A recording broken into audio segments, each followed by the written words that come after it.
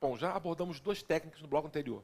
A modulação de eficácia temporal da decisão de inconstitucionalidade, o afastamento do efeito representatório. Tocamos, então, na Lei 9868/99, nos artigos 27 e depois 11, parágrafo 2º, parte final. Nos restam mais 4 técnicas a serem abordadas, 2 previstas por lei, outras 2 não. Começa agora, então, com o artigo 28, parágrafo único da mesma Lei 9868/99, que fala interpretação conforme a Constituição e declaração parcial de inconstitucionalidade sem redução de texto. Voltando para o nosso gráfico, então, quero abordar agora os itens C e D, já abordados os itens A e B.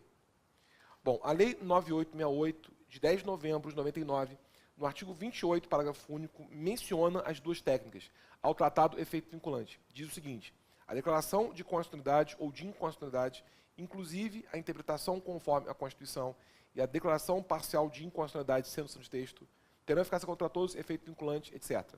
Então, aqui a menção às 2 técnicas: a interpretação conforme a Constituição e a declaração parcial de inconstitucionalidade sem redução de texto. Como explicar isso aqui? Muitos autores alemães tratam as 2 como sinônimos. E, na verdade, formam um só instituto mesmo. São tão próximas as técnicas que poderiam formar uma só ideia. No entanto, a nossa legislação não fala interpretação conforme a Constituição ou declaração parcial de inconstitucionalidade sem redução de texto. Ela diz interpretação conforme a Constituição e declaração parcial de inconstitucionalidade sem redução de texto, o que nos obriga a fazer a separação entre os 2 institutos.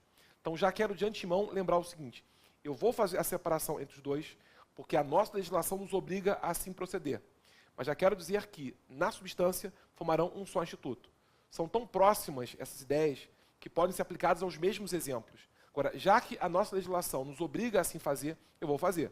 Se eu tiver que encontrar uma diferença, eu posso encontrar. Agora, são tão próximas, o ponto de contato é tão íntimo, é tamanha a, digamos, aproximação, que podem as 2 ser aplicadas aos casos quase que sempre iguais.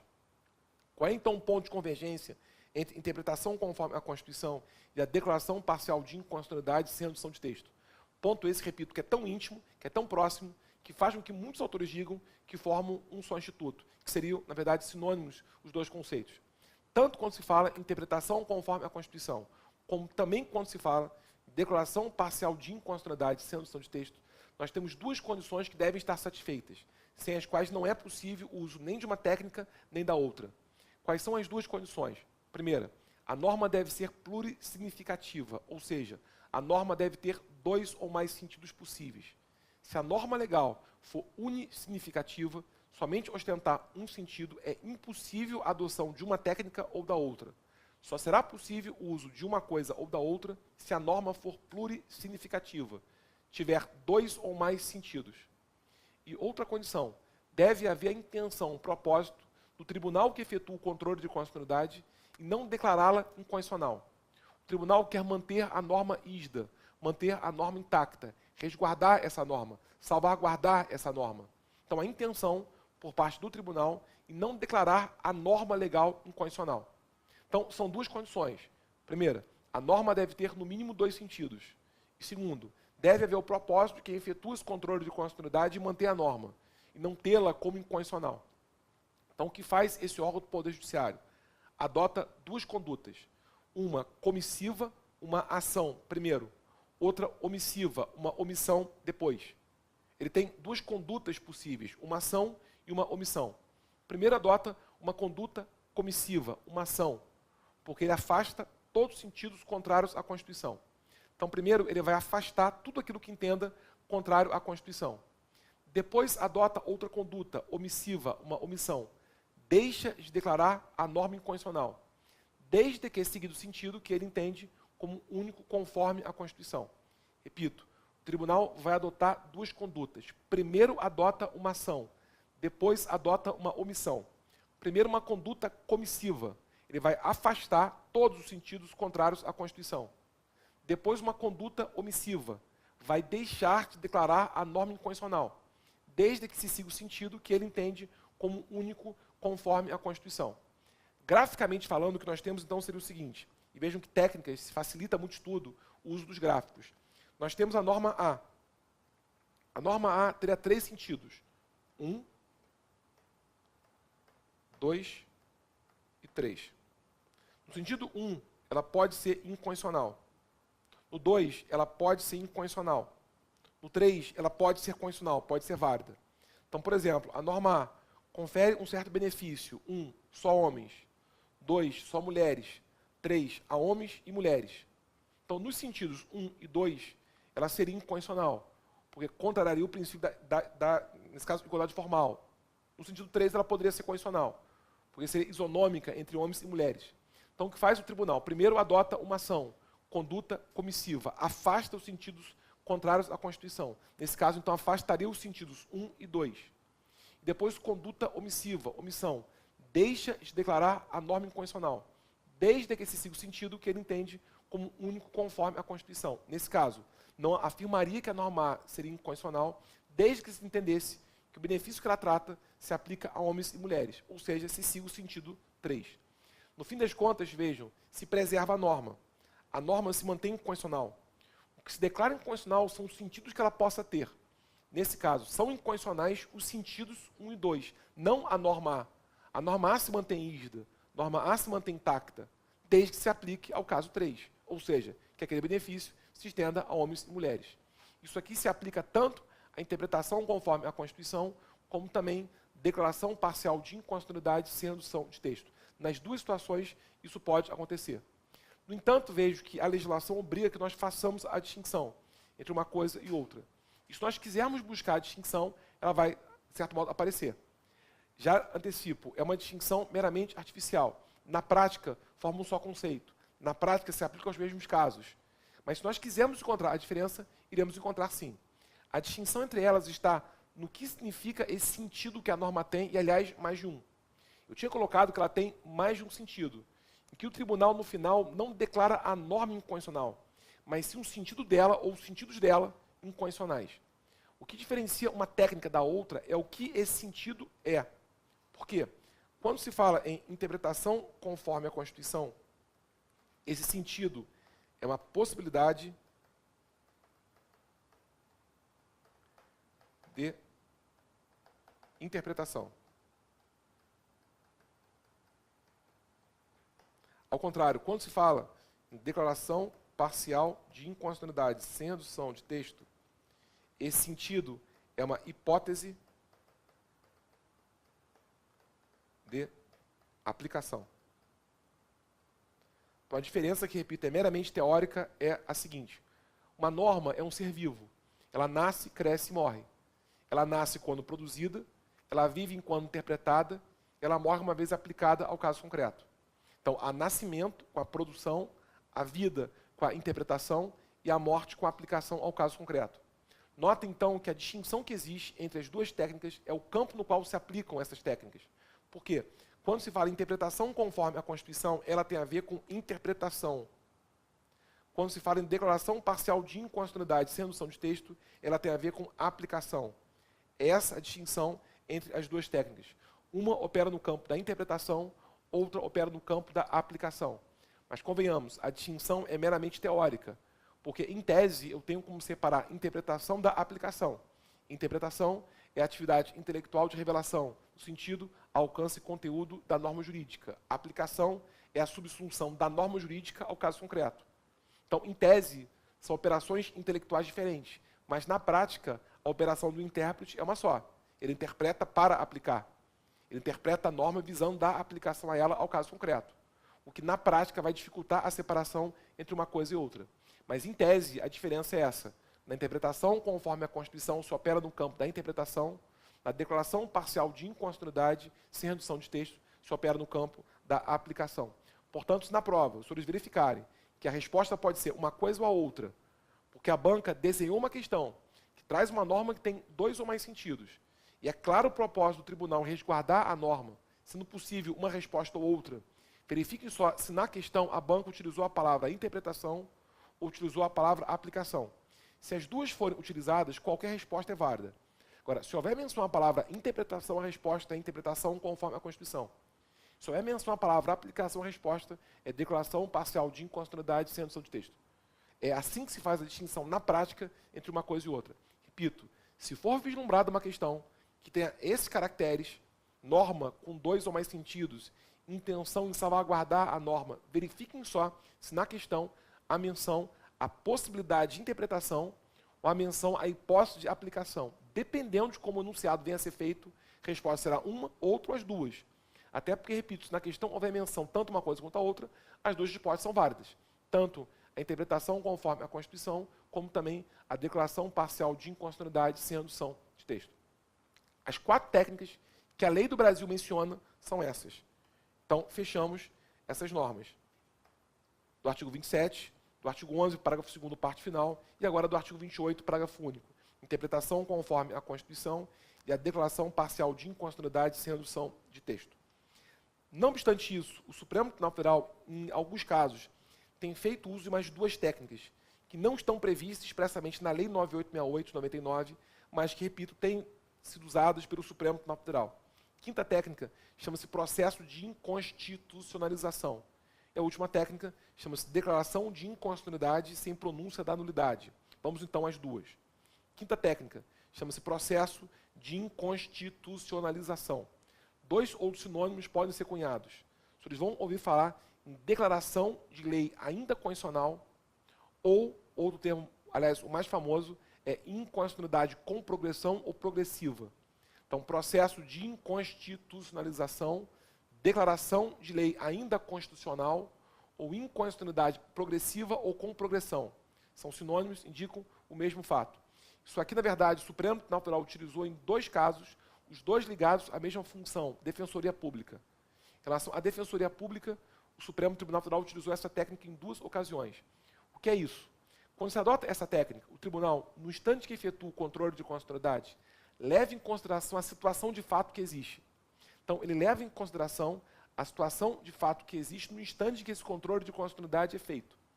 Levando-se em consideração esse fato, entende que a norma ainda é constitucional, mas já adverte que ela está em processo para se tornar inconstitucional, ou seja, processo de inconstitucionalização. Tudo depende se o fato vai ser mantido ou não. Se o fato for mantido, a norma que hoje é constitucional continuará amanhã constitucional. Mas se o fato for mudado, a norma que hoje era constitucional poderá passar amanhã a ser inconstitucional. Então, a técnica é essa. Hoje, o tribunal entende que a norma é válida, por isso o nome Declaração de Lei ainda constitucional. Ela ainda é constitucional. Mas já há uma advertência expressa no acórdão de que amanhã poderá passar a ser inconstitucional, ou seja, está em processo para se tornar inconstitucional. Tudo depende se a situação de fato vai ser mantida ou não. Repito, se a situação de fato for mantida, o que era hoje constitucional continuará amanhã constitucional. Mas se a situação de fato for mudada, o que era hoje constitucional poderá passar amanhã a ser inconstitucional. Dependerá de outra ação para que se declare inconstitucional. Mas nesse acordo já há advertência que no futuro poderá, em nova ação, o tribunal entender de uma outra maneira, porque esse processo poderá ser completado ou não. O Supremo Tribunal Federal já fez uso disso em 2 ocasiões. Uma, discutiu o CPP, artigo 68, e outra discutiu a Lei 1060-50, artigo 5º, parágrafo 5º. Quais foram esses casos? CPP, artigo 68, regula a chamada ação civil ex delicto, ou ação de reparação de danos decorrente de ilícitos penais, a chamada ação civil ex delicto. Nesse artigo se diz que se houver um ilícito penal, se a vítima ou sucessor for hipossuficiente econômico, quem promove a ação civil ex delicto, a ação de reparação de danos decorrentes de ilícitos penais, deve ser o Ministério Público. Então, por exemplo, houve crime de homicídio, sucessor da vítima é hipossuficiente econômico. Quem deve propor a ação civil de reparação do dano do crime doloso contra a vida deve ser o Ministério Público. Houve uma lesão corporal grave, a vítima é hipossuficiente econômica. Quem deve promover a ação civil de reparação do dano decorrente do crime contra incolumidade física seria também o Ministério Público. E se sabe que pós-88, essa função não pertence mais ao parquê, mas à Defensoria Pública, que é de representar em juízo pessoas que, em regra, sejam hipossuficientes econômicas. E a questão foi levada ao Supremo Tribunal Federal. O STF, quando conheceu dela, levou em consideração o seguinte: espera lá, agora, no momento em que julgo, lembro que o acordo é de 98, não existiam defensorias públicas em todos os estados. Alguns estados tinham, Rio de Janeiro, por exemplo, outros não tinham, São Paulo, por exemplo. E não poderia o Supremo Tribunal Federal dizer uma coisa para um, outra coisa para outro. Até porque é o Tribunal de Cúpula Nacional. A decisão tem que ser uniforme. Então, o que disse o Supremo Tribunal Federal? Hoje, considerando a situação de fato que hoje existe, a norma ainda é constitucional. Porque ainda há justificação para que alguns estados que não têm defensorias públicas delegarem aos seus ministérios públicos essa ação. No dia em que todos os estados tiverem defensorias públicas, ela passará a ser inconstitucional. Esse dia já chegou. Os estados já têm, todos eles hoje, defensorias públicas. Então, se vier a ser proposta nova ação, que se peça de novo que se declare essa norma inconstitucional, e até fazendo alusão àquele acórdão, a tendência é que o Supremo declare a norma agora inconstitucional, porque o processo se completou. Então, o primeiro caso foi esse, ação civil ex delicto, com essa argumentação. Não havia defensoria pública em todo e qualquer estado, que justificaria ainda que isso existisse. Aliás, nos estados que já tinham defensorias públicas, nada impedia que eles já atribuíssem a ela essa função. Não poderia o Supremo Tribunal Federal dizer que para um estado, no caso, a solução era essa, para outro seria outra. Então, por isso, a solução tomada assim. O outro caso envolveu a Lei 1060 de 50, no artigo 5º, parágrafo 5º. Essa lei regula a assistência jurídica integral e gratuita pela Defensoria Pública.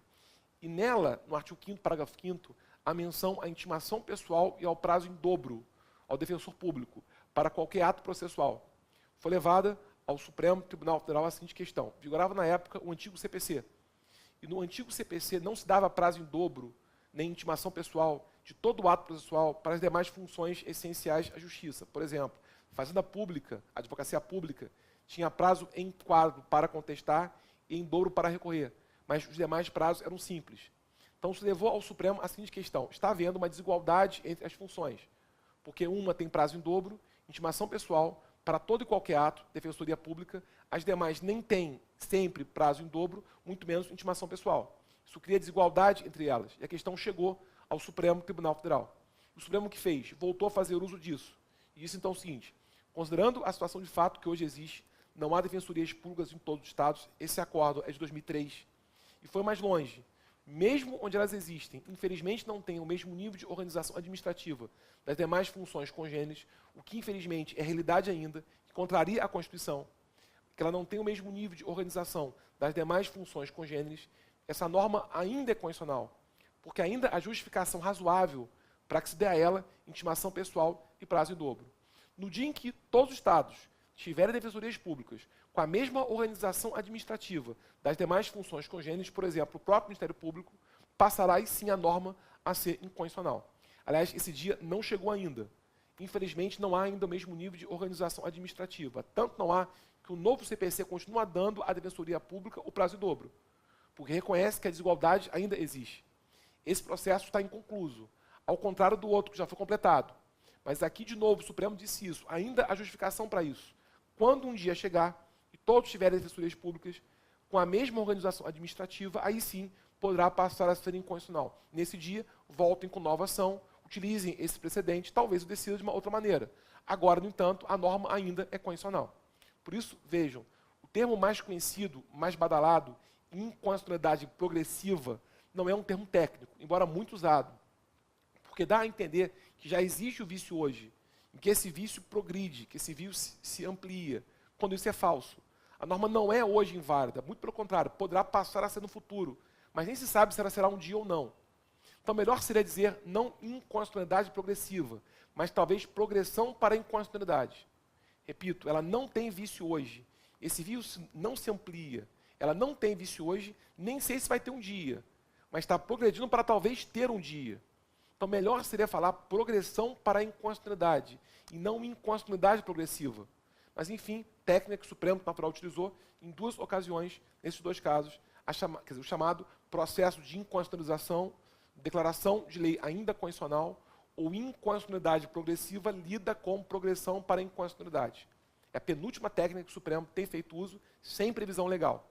E a última técnica, igualmente sem previsão legal, é a declaração de inconstitucionalidade sem pronúncia da nulidade. Utilizou em uma ocasião em relação a uma lei baiana que criou um certo município.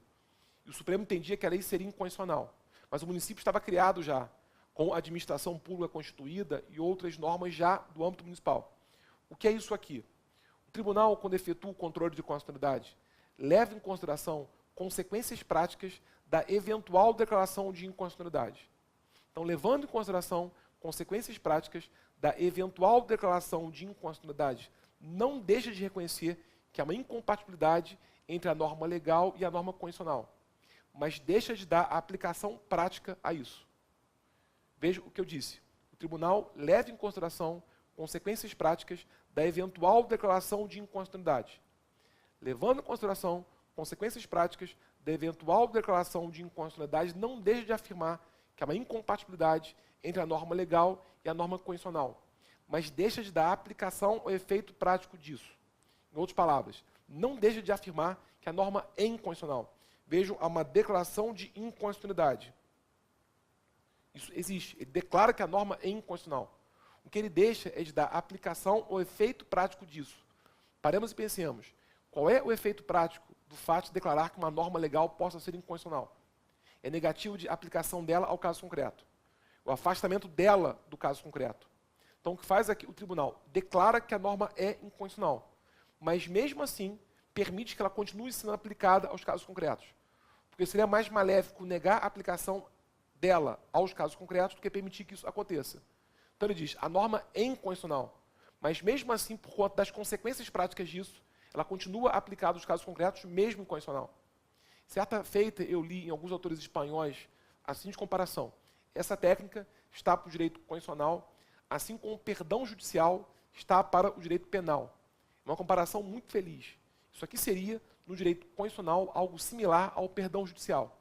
Quando há o perdão judicial, o juiz diz que há crime, houve crime. O fato é típico, ilícito e seu autor culpável. Mas as consequências dele foram tão graves para o autor que ele não aplica a pena. Então, por exemplo, digamos que houve um crime de homicídio culposo na direção de um veículo automotor. Autor, pai, vítima, filho. Então, o pai conduzindo um veículo automotor qualquer colide com outro veículo e causa a morte do filho. O juiz dirá, bom, nesse caso, houve crime. O fato é típico, ilícito e seu autor culpável. Mas as consequências dele são tão graves para o autor que eu não aplico a pena, eu perdoo judicialmente. O tatis mutandis é o que acontece aqui. Existe inconstitucionalidade e o tribunal declara que a norma é inconstitucional. Mas as consequências disso serão tão graves que ele deixa de dar, na verdade, a inaplicação da norma. Continuará a norma sendo aplicada aos casos concretos. O caso no qual o Supremo aplicou isso aqui foi o seguinte caso. Houve uma lei baiana que permitia a criação de municípios com base em premissas que a Constituição não aceitaria. Me refiro, então, ao artigo 18. O artigo 18 prevê que, quando houver a criação de um novo município, haverá consulta a toda a população envolvida, não só do município que será criado, como aquele que restará disso. E a lei previa só que haveria consulta ao município que seria criado, não o restante do município. Não poderia o Supremo, na verdade, dizer que a norma seria constitucional, até porque teria efeito vinculante. Teria efeito vinculante para os demais estados. Então, o STF tinha que fixar uma tese aplicável àquele estado ou a outros qualquer. Então, a tese qual foi?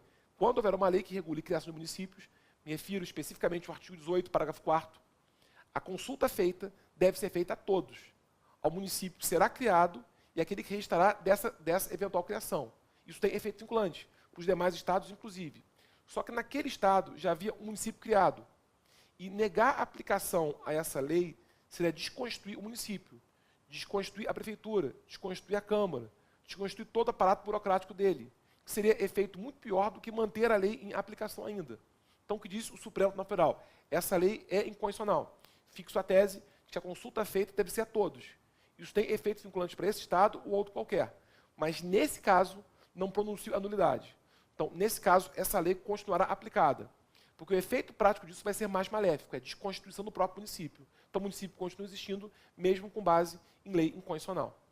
No fim das contas, vejam que há algo muito parecido entre a primeira técnica e a última. Eu tento agora sistematizar de modo perfeito essa matéria, da primeira até a última. Algo muito parecido entre uma e outra. Até porque o princípio que regula as duas é o mesmo. Qual seja? O princípio da proteção da confiança legítima. Deve haver a proteção da confiança das pessoas na validade dos atos do poder público, de modo que, não havendo a possibilidade de se manter a norma, que se mantenha os efeitos dela. Ou seja, se não houver a possibilidade de se manter a norma, que pelo menos se mantenha o efeito dela de criação de um município novo. Ou, na verdade, de uma lei tributária qualquer que foi cobrada em relação àquele tributo, etc. O princípio que regula a primeira e a última situação é igual. Mas há uma diferença muito clara entre as duas. Por quê? Quando se fala em modulação da eficácia temporal da decisão de inconstitucionalidade, a pronúncia da nulidade. Eu disse, o ato era nulo, mas malgrado fosse nulo, havia a produção de efeitos válidos. Aqui não há sequer pronúncia disso. Então aqui o ato não chega sequer a ser nulo. Essa é a diferença. Repito, na modulação da eficácia temporal da decisão de inconstitucionalidade, há sim pronúncia da nulidade da norma legal. Então a norma legal é nula. Os efeitos que ela produz podem ser válidos. Aqui, vejo, não há sequer essa pronúncia. Então a norma não chega a ser nula, embora inconstitucional. E evidentemente os atos também são válidos. Mas a norma não chega a ser sequer nula. Então, repito, a aproximação está por conta do princípio, proteção da confiança legítima. Mas a diferença se encontra na nulidade. Num caso, a norma é nula e o efeito é válido. No outro caso, a norma não é nula e o efeito é igualmente válido. Primeira técnica e última técnica. Confirma aquilo que eu disse antes. Essa matéria é importantíssima, essa matéria é difícil e é pouco tratada pelos livros. Por isso, 2 blocos inteiros só para isso. Para que nós pudéssemos abordar técnicas de decisão ou decisões de calibragem da Lei 9868 e fora dela, até com 2 técnicas novas e os casos do STF acerca disso. Na próxima aula, eu vou continuar abordando o controle de constitucionalidade, mas agora eu terminei a grande ação de controle, que é a ação direta de inconstitucionalidade. Na próxima aula, então, eu vou continuar com as demais ações diretas, sempre na perspectiva comparativa entre as demais ações diretas e a ação direta de inconstitucionalidade. Começarei, então, o estudo com a ação declaratória de constitucionalidade, cuja fundamentação na Constituição é a mesma, o artigo 102, inciso 1º, alínea A, só que na sua parte final. Igualmente, a fundamentação na legislação também é a mesma, a Lei 9868, 99, só que nas suas partes finais, os artigos 20 e 21, que regulam essa ação. Depois passarei para a ação direta de inconstitucionalidade por omissão, fazendo a diferença entre ela e mandado de injunção.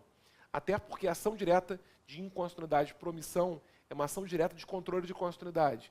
Mandado de injunção é um remédio constitucional. Mas a Constituição direciona os 2 mecanismos para omissão inconstitucional.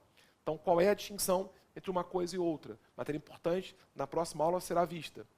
Depois passarei para a ação direta de inconstitucionalidade interventiva. Aqui é uma questão central que seria a seguinte. Eu comecei a aula hoje falando de processo objetivo.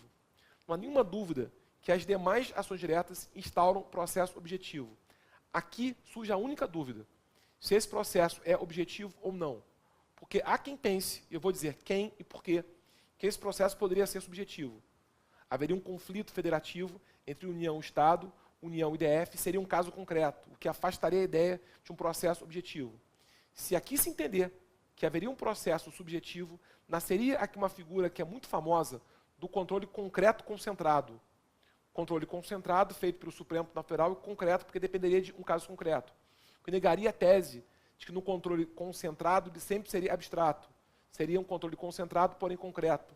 Uma questão, na verdade, pouco falada, mas que já viu alguns concursos públicos com questões perigosas sobre isso aqui. Se existe no Brasil controle concreto concentrado. Se existir, depende da posição tomada sobre o que venha a ser essa ação. Se esse processo é subjetivo ou não, e aí sim seria um controle concentrado concreto. Concentrado no STF, concreto por causa do caso concreto que ele envolveria. Depois, a última ação é a arguição de descumprimento de preceito fundamental. Já antecipo, não se chama ação direta, mas sim arguição, porque é uma ação subsidiária, é um soldado de reserva. Cabe quando não for admissível outra, ou quando outra que possa vir a ser admissível não seja igualmente eficaz. Vamos então abordar o que é isso, essa relação dela de subsidiariedade, porque ela é subsidiária. Vamos verificar o que são preceitos fundamentais, até porque, por mais estranho que possa ser, nós temos uma ação cujo nome é esse, a arguição de descumprimento de preceito fundamental. E a Constituição não fala nisso, o que é um preceito fundamental. Nem a lei regula isso. Cabe à doutrina dizer o que é. Vamos falar sobre isso. Vamos também trazer as suas espécies diferentes. A chamada ADPF incidental e a chamada ADPF direta. Até porque na última aula eu citei uma cisão funcional de competência em plano horizontal, quando abordei a Constituição no artigo 97. Disse que haveria um caso da ADPF incidental, da cisão funcional de competência em plano vertical. Vai ser a hora para que nós possamos explorar isso aqui.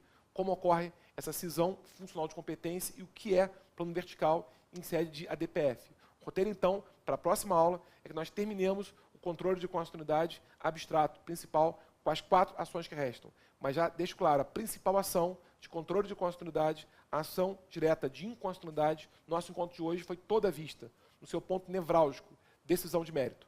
Então, próxima aula, ação declaratória de constitucionalidade, ação direta de inconstitucionalidade por omissão, ação direta de inconstitucionalidade interventiva e arguição de descumprimento de preceito fundamental.